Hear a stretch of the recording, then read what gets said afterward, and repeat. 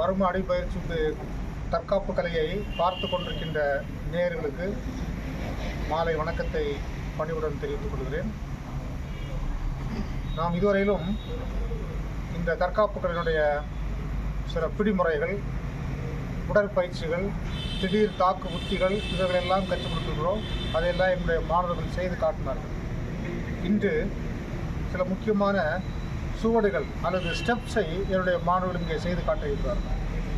வர்மக்கலை என்று சொல்லும்போதே முதலில் உடற்பயிற்சி தேவை.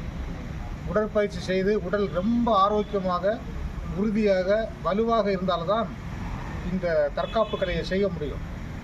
நீ 10 நிமிடங்கள் அல்லது 1/4 மணி நேரம் தொடர்ந்து இந்த ஸ்டெப்ஸ் செய்தால் கூட எங்களுடைய மாணவர்களுக்கு கொஞ்சம் கூட மூச்சு வாங்கவே வாங்காது.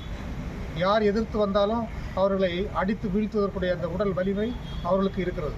1/2 மணி நேரம் செய்தால் கூட அவர்களுக்கு மூச்சு வாங்காது, ஸ்டெடியாக இருப்பார்கள்.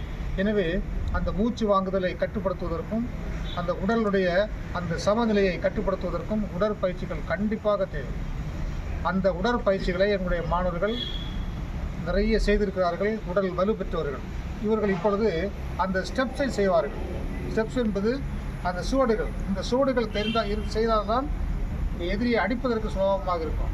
கைப்போர்னு சொல்லக்கூடிய அந்த வெறும் கைகளினால் நாம் தாக்கி செய்யக்கூடிய அந்த கைப்போர் முதல் செய்ய வேண்டும் என்றால் இந்த ஸ்டெப்ஸ் நன்றாக தெரிய வேண்டும்.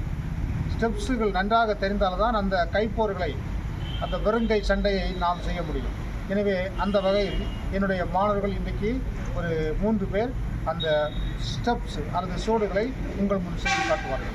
சுவடுகள் தற்காப்பு கலை என்ற இந்த வர்மக்கலையுடைய முக்கியமான ஒரு பாகம். இதை நீங்கள் கற்றுக்கொள்வதற்கு 2-3 மாதங்கள் ஆகும்.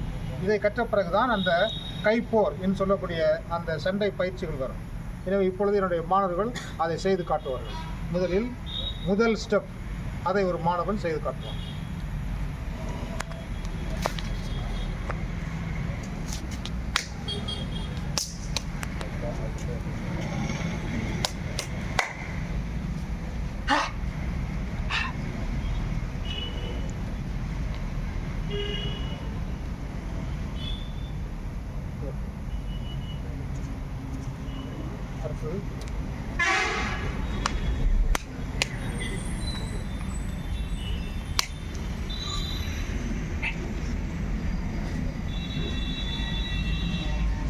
அடுத்தது நான் சொல்லணுமா? 3வது ஸ்டெப்பு